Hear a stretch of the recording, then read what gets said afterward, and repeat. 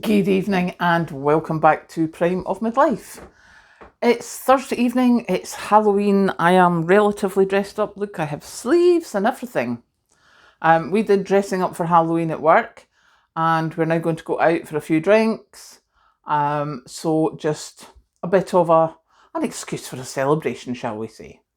And there's a whole load of kids going around the houses just now, which I am not prepared for at all because that hasn't happened for the last few years. The last time I got all my Halloween stuff for the kids, there was nobody came to the door. So yeah, I'm like, oops, next year I will get some stuff. But it got me to thinking what we did in years gone by. And obviously being in Scotland, it wasn't called trick or treat, it was called guising. And we used to get turnips or swedes, I think you call them. The big dark purple ones, not the white ones, the big dark purple ones, and hollow them out. Well, my father used to hollow them out because as a child, there's no way we could cut the inside out of a raw turnip. That just was not happening. But they got, the scary faces put in them. We have a story from my family. My father worked with a construction company. He was a digger driver when he was young, when I was young. And he did the gas pipeline that came down from Aberdeen to go south. And he was working down about Lockerbie area somewhere, down the A74, which is your main sort of route south. And as he was driving up and down this road every day, he saw a turnip. It was that big, he could see it from driving past the field. And it just kept getting bigger and bigger. And just before Halloween, he jumped out the van, snuck a turnip into the van and brought it back for me. I had the biggest turnip lantern ever.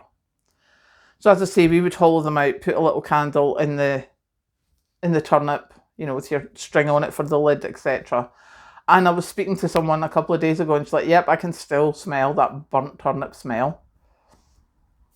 And we would go out a lot, but as opposed to these sort of costumes, it was costumes you made yourself. Like I remember my mum did the departed spirit, and basically she wore a white sheet tied round the middle with a belt with a half bottle of whiskey empty, because the spirit was departed from the bottle, wasn't it? And the other one that I remember was the toast of the town. Somebody had got one of their mum's old dresses and sewn a lot of slices of toast on it. So it was the toast of the town.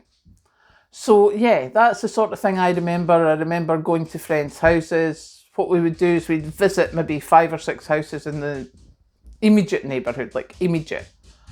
And then we would meet at somebody's house and we would do what we called duking for apples. And there was a basin of water with some apples floating in it. And you would kneel on a chair or a stool with a fork in your mouth and you had to drop your fork to get the apple.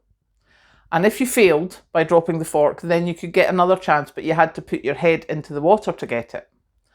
Now, strangely enough, as you've heard me say before, my hair looks like this anyway.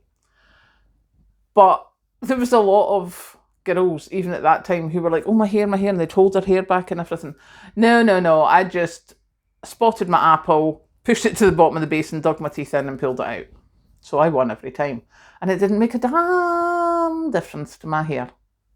So yeah, that's where my brain has been today, is thinking of these old things that we used to do for guising, as I call it. So I just thought I would come on and tell you that before I go out. But if you have any Halloween traditions, the old school ones, let me know, because there's probably some I've forgotten.